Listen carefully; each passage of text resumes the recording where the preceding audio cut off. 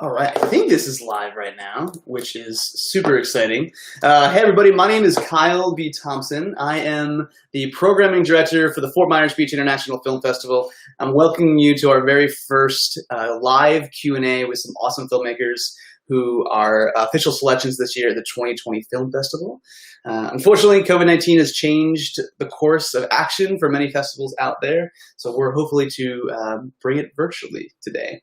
So I have two awesome filmmakers who I've had the honor to meet various times on the festival circuit. I have Levi Taylor, who's the writer and director of the film The Wight Christmas, and DK Johnston, who's also the producer of a film that's playing on, I believe, Friday, September 24th at 5 p.m. Let's welcome these guys in. Hey! Hello! Hey, Kyle. What's up, guys? Good to see you, man. It's good to see you. So tell us, I guess I have a ton of questions. I'm going to turn this graphic off because it's covering your face, Levi. I was going to say, it's like we're censoring Levi here. And let me turn that off. There we go. So first of all, guys, it's great to see you. I'm so sorry we couldn't see each other in person, but it's fantastic to get caught up. I know we met at the Desertscape Film Festival out in Utah back in June, which was a fantastic time. But tell us a little bit about yourselves, and then I have a ton of questions around the film. I'm sure people have a lot of questions too as well. So yeah, tell us a little bit of yourself, guys. I'm an Alaskan filmmaker, and I've had the pleasure of working with DK Johnston and a number of people who worked on this film for, about a decade now. We've done tons of short films and awesome projects, and we've had the pleasure of going to many festivals and kind of growing our network as a team. It's been just an incredible experience. Yeah, that's awesome. Yeah, and I'm also an Alaskan filmmaker. I was born in Texas, raised in Alaska, and I was living in LA actually at the time when I met Levi for the first time, because he about the time I left to go to school in Los Angeles, he was making his big short way up north, which then premiered and dominated the short film categories at the Beverly Hills Film Festival. And I think it was 2009. Yeah. So when I came back home in 2010, we hooked up and started. He had a plethora of stories, and I was really looking to get to build our community up there because we had a tax credit at the time, and we were trying to really kind of unify and build a network, and we were able to do so. And and as Levi said, pretty much like year after year, we were just pumping out these great films, and we traveled the country with them, and we like Desertscape Film Festival in Utah, where we got to meet, was one of the honestly one of the funnest festivals we'd been to, especially because it was his first year. We really enjoyed ourselves, and it was great. So many great people. I know, and Desertscape, if you're watching, hello, we miss you guys. So sorry we couldn't be there this year. I know that they were able to pull off this year, which is fantastic, and I was definitely bummed that I couldn't be there, because I was watching it on Instagram, like being all jealous and sad as I was like being quarantined. I was like, no, it's a bummer. So the Wight Christmas is playing the 24th. I want to show our audience a little bit of a preview of that, if that's all right with you guys. And I have a ton of questions about that. I've seen the film. It is, every time I watch it, I'm still like mind blown. I'm like, what? That's crazy. So I have a ton of questions for you guys, and then I have a couple questions who people kind of were asking a little bit here on the chat. So let's watch a little quick preview of the Wight Christmas. Since we're all here and happy to go, I got something for you. Oh, yeah, baby, thank you. And I got something for you. You know what this deserves? This deserves a toast. Everybody, stand up. Come on. I mean, this is great. All of us here together again. Let's go. Raise your glasses. Raise your glasses. And to the man of the hour, to Dad. To Dad. Cheers. Love that music. Every single time I love that music. Yeah. Nick Sharkat. That is the first question I actually have for you guys. Is the music has such a really unique holiday feel to it, right? And where did the music come from? Who did it? Tell us what inspired it. I want to know more. The genius workings of Nick Sharshak. He's a brilliant composer based in LA, and we've had the pleasure of working with him on a few films. And I mean, he's just he's just insanely talented, and I love the process of talking music with him. I'm not a musician myself, but music has always been, a huge part of film for me. I mean, like even when I was a kid and first starting to work on scripts, I'd hear songs and get movie ideas, and it would sprout from there. So to work with such a talented musician who can just, he's just a one-man band army, who just, you could just go, well, I'm thinking of like, I've heard this song and it kind of makes me think of this and that. And then he'd just take those ideas and be like, well, a day later, how about this? And you're like, geez, Hans Zimmer, man, like you're amazing. Yeah, he one of the first things that popped into my head when we were in pre-production for this was like, okay, it's a Christmas movie. What kind of Christmas songs can we actually use? We're not going to have to pay massive royalties to. So we spent a couple weeks going back and forth, and luckily, some brilliant people on the internet have made lists of songs that are old enough that they're in the public domain, or that there's no errors that so the songs are public domain. But I think Levi was you who really kind of came up with, wanted to have something like the beats for like Little Drummer Boy. Yes. In there somewhere, but the main song, what we found out the lyrics were under copyright, but the melody wasn't. Right. And so we came up with something for the main tune that was very similar to that you're like, okay, because it was important to the plot.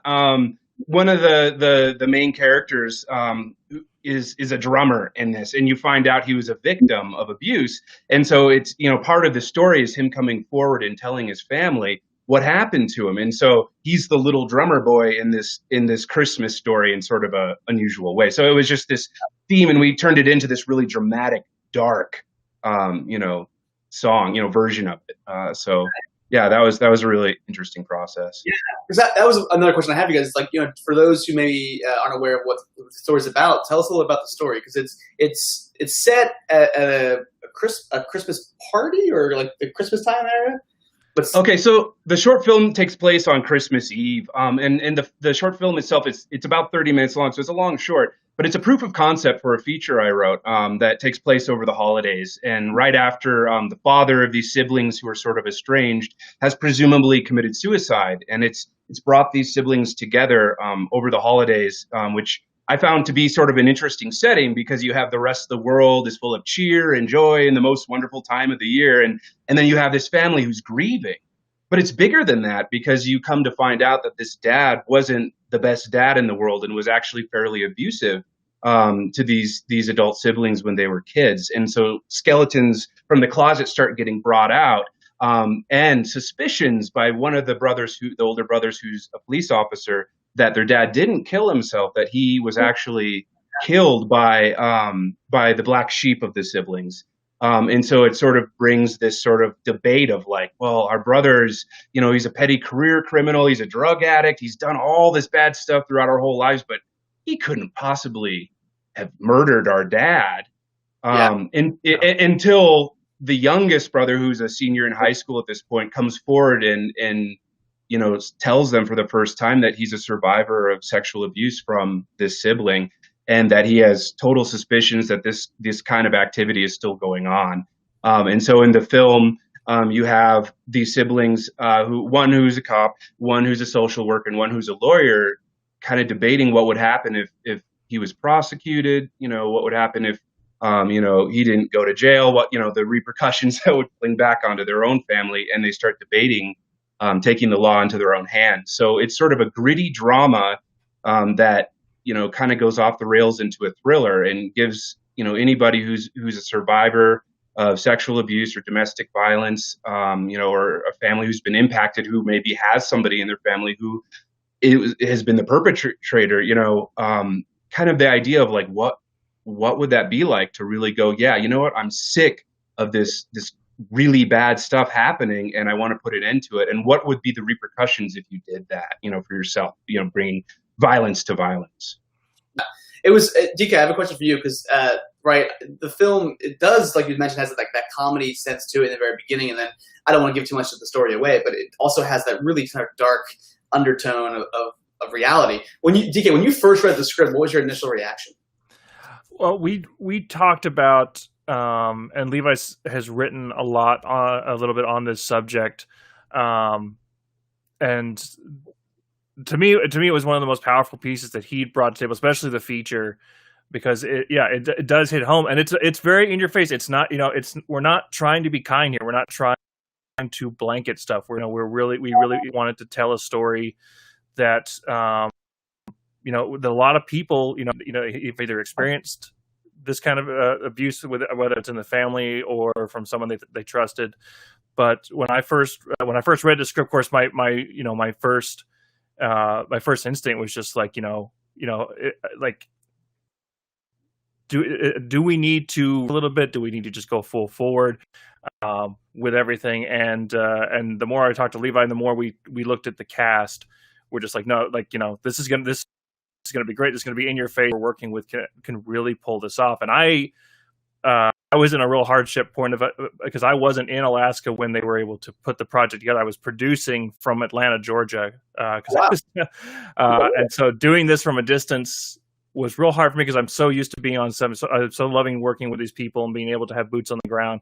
But I was working a feature here in Georgia, and they shot the film. I believe it was over 3 night shoots.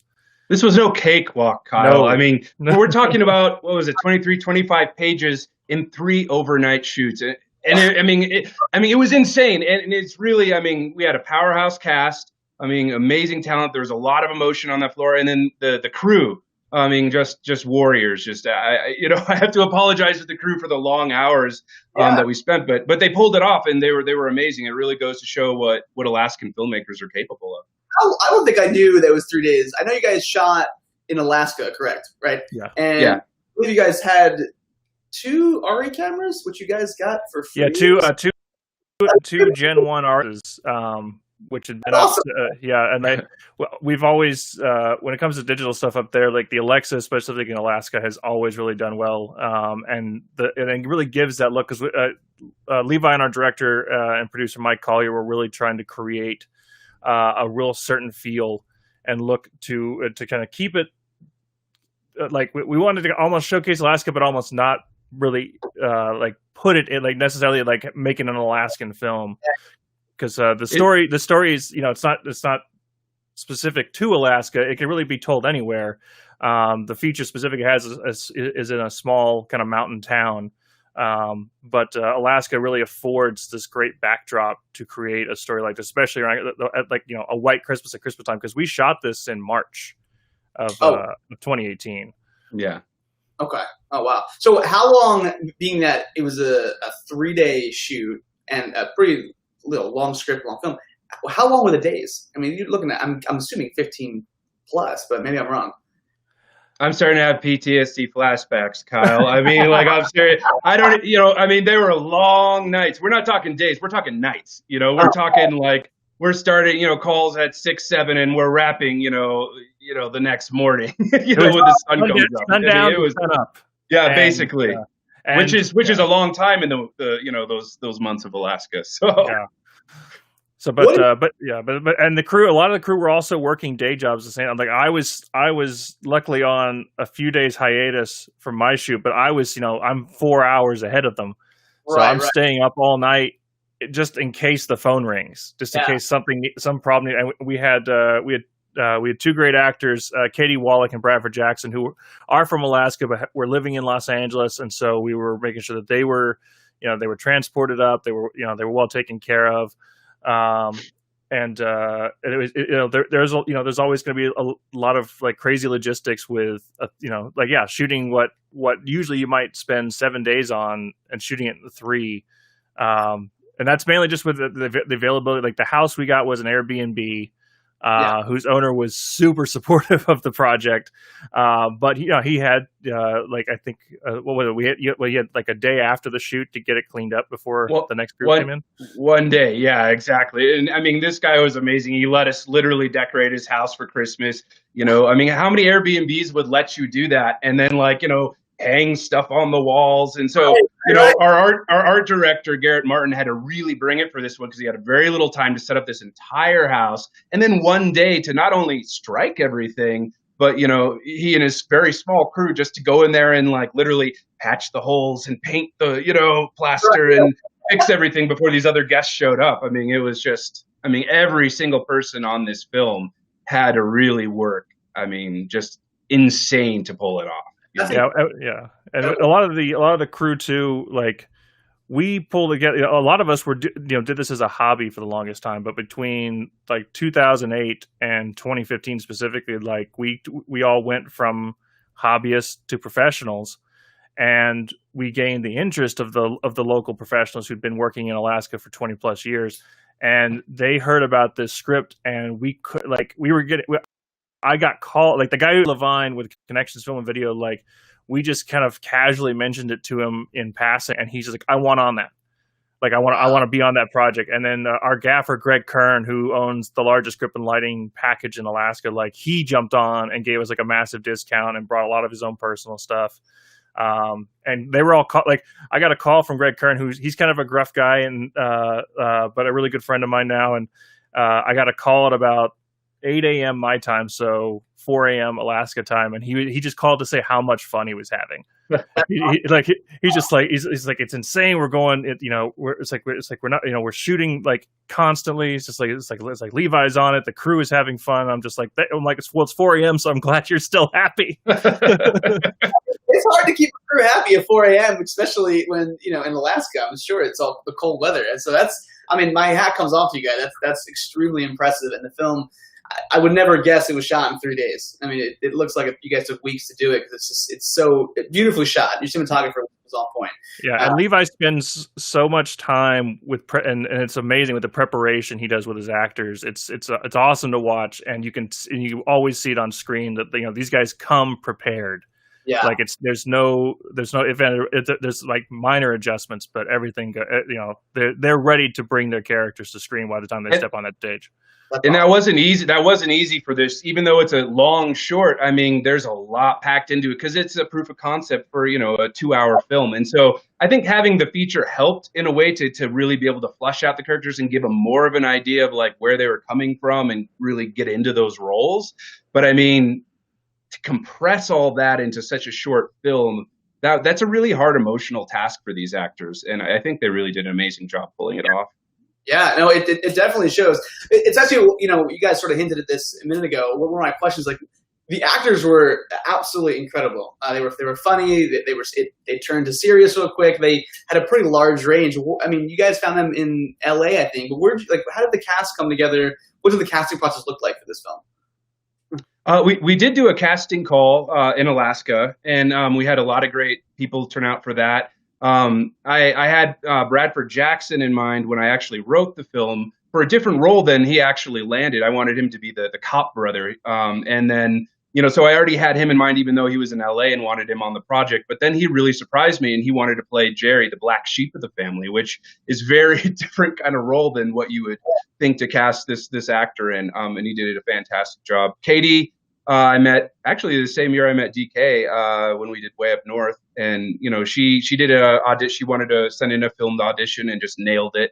And then Matt Fernandez, who plays the cop brother, I actually knew Matt when I was in high school and doing theater, and we hadn't seen each other for years. And he came and was like, "Yeah, man, I've always wanted to work with you on a film," And then Evan, who plays the baby brother of the family. I've actually worked with on a number of short films. I first auditioned him for a film when I think he was like 9 years old, something 9 or 10, yeah. 9 or 10. I mean, very young. And so I've had the pleasure of seeing him from just this child, maybe he's done some youth theater, to growing on film. And just, it's awesome, to see him in all these different films we've done grow up. Cause I think he was 16, 17 when we did this one. So. Yeah, he just graduated, he just graduated high school. So yeah. I mean, the acting was absolutely on point. And the story was great too. And actually, I want to read a comment from one of my judges when we were doing the selection process. They wrote, "Absolutely beautiful film. I felt bad for laughing in the beginning because there's a comedy to it." That was totally intentional. That was the yes. Perfect, because I was like, I gotta share that comment from one of our judges. Well, that's the thing about this film is it starts. I mean, there is a lot of levity to it, including the character who's the black sheep. You want to like him. He makes you laugh. He's a fun, high energy character. And there is a lot of, gritty kind of humor in it. But then you realize that we're not taking these issues lightly. The laughter and the humor allows you to really start to care about these characters and the circumstances. And then when you're hit with the darker stuff, it's that much more dramatic. And you're like, whoa, the rest of the siblings, when they find out about what happened to their youngest brother, they feel bad that they didn't realize, that this wasn't going on. And the audience, is laughing along with all this stuff that's happening. And then they realize, oh God, it was all in there in the undertones and I didn't realize it. And I feel bad about it. And that's, I think, part of the experience of what we wanted with that film. No, I mean, it definitely showed, and I'm really excited to have it streaming on the 24th. So I do have a question for both of you guys. What is the most, story aside, but what are you most proud about with this project? Whew. All right. Yeah, no, I really have to say, because we, as I was saying before, a lot of this crew we've worked with for over a decade now, and we've all grown up and kind of doing these kind of projects, professional and the short films and commercials and stuff like that we've done. I really am absolutely amazed at how this came together, and again, doing this from 4,000 miles away was one of the toughest things I've ever done, because I really loved working with this crew. They're the reason that I am where I am today. And I called everybody to thank them for their help and support, and not one, everyone's, they knew what the hours were going to be going in. While it was rough, they all came away with a smile on their face and couldn't wait to see what was going to come out of it. The Alaska camaraderie that really comes through to show that the film community up there, it's an amazing thing to see. And I really we actually still haven't been able to do, we'd hoped to do it this year, but because of COVID, we weren't able to go home and show the crew the film in its completion yet. So we're thinking about doing something like this where we do a live Zoom or some sort of, but it's something we think we want to put on a big screen up there, because we think that they deserve to see their work put out the way it was meant to be seen. Absolutely, yeah. I definitely say it's someone who, streaming a film festival, it's definitely not the same for sure. So yeah, I could agree with you. It's there's something about seeing that all their work on the big screen. It's just it hits home. So that's great. I hope that hope you guys can do that someday soon. Yeah. And what are you most proud about with this project? That we came through on the other side. Like DK said, the Alaskan camaraderie that allowed this to happen. I mean, we went in with a very tough task in front of us with this many pages and so few nights and all night shoots. But then we were obviously, like any film, we were thrown so many loops. So many hurdles. And no one walked away. No one tore their hair out. Everyone was so committed to the project that that we pulled it off. I guess. I mean, it was a huge feat, and and so far away from the industry that we could do that. In just such a short period of time. I mean, that's what I'm proud about. It was amazing. Good, that's really awesome. So I have one more question for you guys, and then we'll wrap up. Well, you guys have both been filmmakers for quite some time, right? Yeah. I think we're both going on 15 years now. Whoa! Okay. So if there was anything you could tell your younger filmmaker self, what would it be? Run. No, don't.